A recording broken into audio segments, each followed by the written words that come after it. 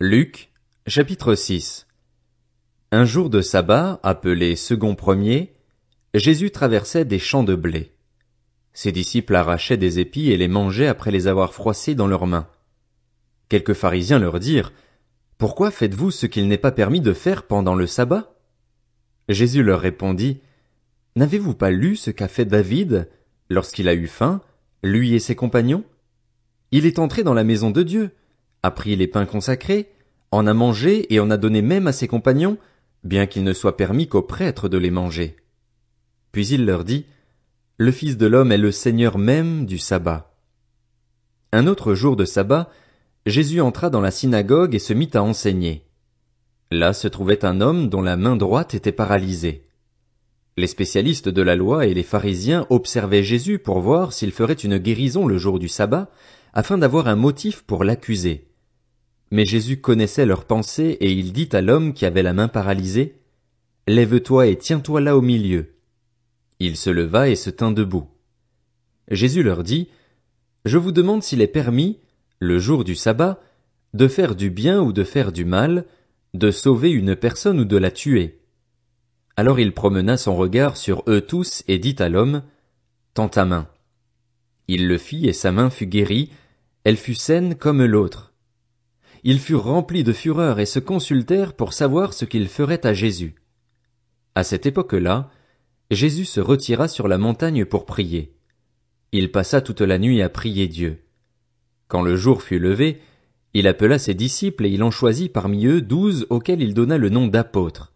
Simon, qu'il appela aussi Pierre, André, son frère, Jacques, Jean, Philippe, Barthélemy, Matthieu, Thomas, Jacques, fils d'Alphée, Simon, appelé le Zélote, Jude, fils de Jacques, et Judas l'Iscariote, celui qui devint un traître.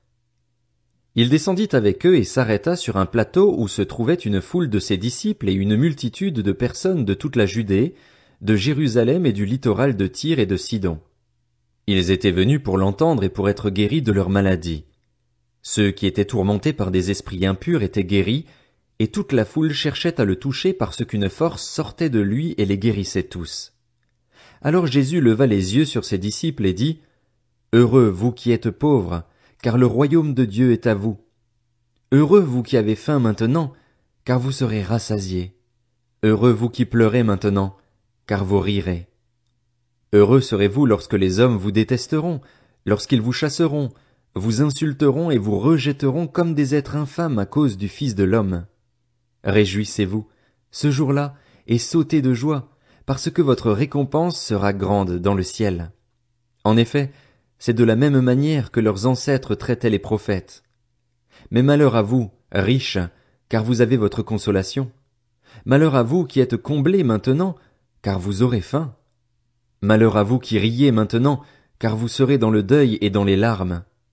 Malheur lorsque tous les hommes diront du bien de vous, car c'est de la même manière que leurs ancêtres traitaient les prétendus prophètes.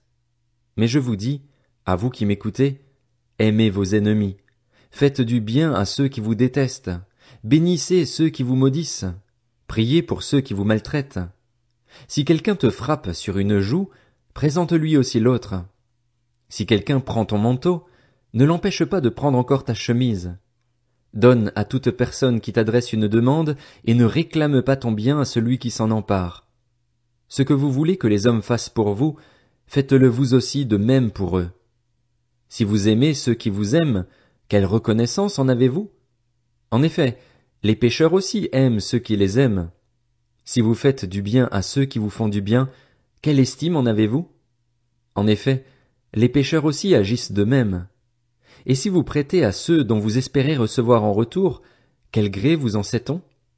En effet, les pécheurs aussi prêtent aux pécheurs afin de recevoir l'équivalent.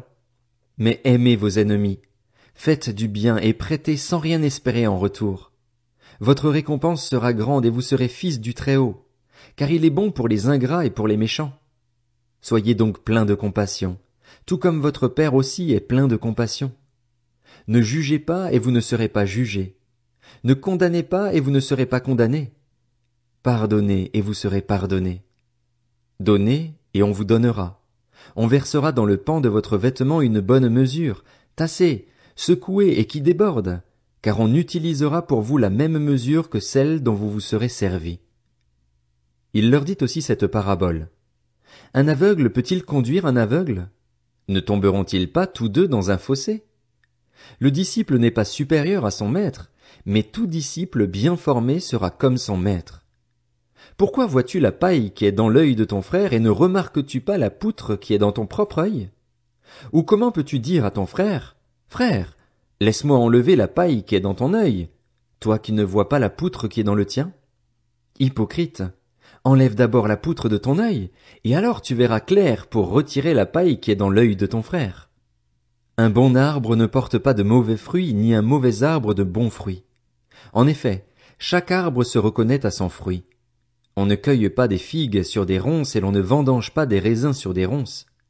L'homme bon tire de bonnes choses du bon trésor de son cœur, et celui qui est mauvais tire de mauvaises choses du mauvais trésor de son cœur. En effet, sa bouche exprime ce dont son cœur est plein. Pourquoi m'appelez-vous Seigneur, Seigneur, et ne faites-vous pas ce que je dis? Je vais vous montrer à qui ressemble tout homme qui vient à moi, entend mes paroles et les met en pratique. Il ressemble à un homme qui, pour construire une maison, a creusé profondément et a posé les fondations sur le rocher. Une inondation est venue. Le torrent s'est jeté contre cette maison sans pouvoir l'ébranler, parce qu'elle était fondée sur le rocher. Mais celui qui entend et ne met pas en pratique est semblable à un homme qui a construit une maison sur la terre, sans fondation. Le torrent s'est jeté contre elle et aussitôt elle s'est écroulée. La ruine de cette maison a été grande.